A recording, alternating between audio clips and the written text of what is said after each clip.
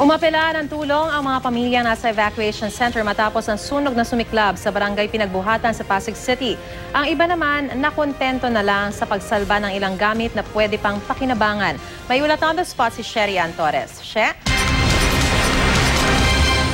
Maris, sa Sitioville, Volante do, sa balay mga residente, doon pa rin sa pagsasalba sa mga gamit na pwede nilang mapakinabangan pa mula doon sa mga nasunog nilang bahay. Ang mga pwede pang magamit na yero, pinupukpok para maging bubong ulit. Ang ilan nagbebenta na nasunog na yero, pandagdag daw sa pambili nila ng bago. Ang iba naman, Maris, sinimulan na magtibag na ilang parte na nasunog nilang bahay para matirahan uli. Si LV Tulagan at kanyang pamilya balik bahay na kahit maliit na telon pa lang ang bubong at pinagdikit-dikit na kahoy lalagyan ng gulay ang higaan. Wala raw kasi silang matuluyan kaya tiis-tiis lang. Si Zenet Picanya buong tiyaga naglalaban ng naisalbang shorts gamit ang mangkok na siya lang daw yan naitakbo noong kasagsagan ng sunog noong Sabado. Mga gamit pantayo ng bahay, kasangkapan sa bahay at katawan daw ang kailangan ng mga nasunugan dito. Sa mga nakausap namin, wala ni isang gustong umalis dito. Sanay na raw sila sa sunog at tulong lang talaga ang kailangan nila. Si Wilfredo Alvarado na may 6 na paupahang bahay dito kasama sa mga nasunugan.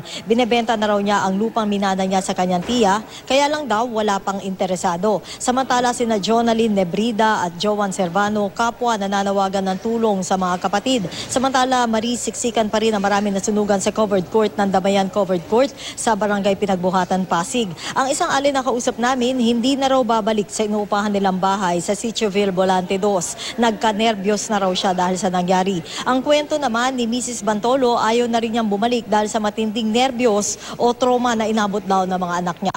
Maris, narito yung bahagi na ating mga naging panayam.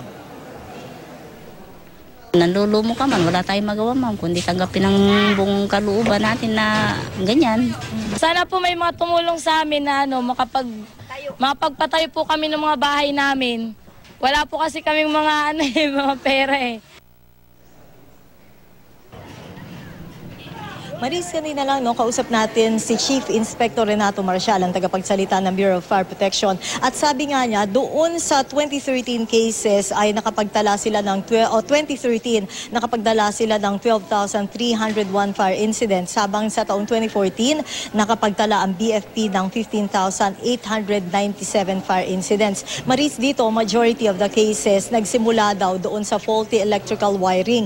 Tapos pangalawang rason dito, yung open fire na tinatawag, mga napabayaan ng mga kandila o kaya gasera na naiwan na nakasindi pa. Kaya matindi yung panawagan ng BFP na sana raw maging mas maingat yung mga taong bahay o may mga ari ng bahay nila nang sa gayon ay maiwasan yung mga sunog na ito. Maris, sa pagkakataong ito ay nagbigay na rin ng hotline ng BFP doon naman sa mga nakatira dito sa NCR o National Capital Region. Sana raw alamin nyo kung ano ang hotline ng inyong mga fire station na malapit sa inyong komunidad. At eto nga, sa NCR, ang kanila raw na hotline ay 729-5166. Balik sa'yo, Maris. Shelly, nawin ko lang, karamihan ba dyan sa mga nasunugan at nawala ng tahanan, kanilang pag-aari, yung mga lugar na yan, yung lupa o informal settlers?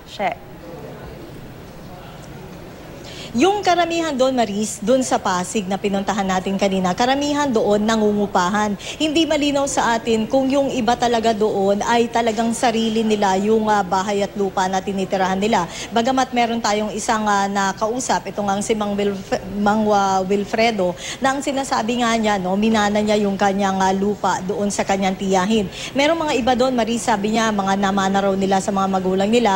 Pero kung tinatanong ko kung titulo ba yung hawak nila o yung right lamang, ang sabi lang nila sa atin kanina, basta ito daw minana nila sa kanilang mga magulang at dito na sila lumaki at nagkaasawa. Maris? Maraming salamat, Sherry Ann Torres.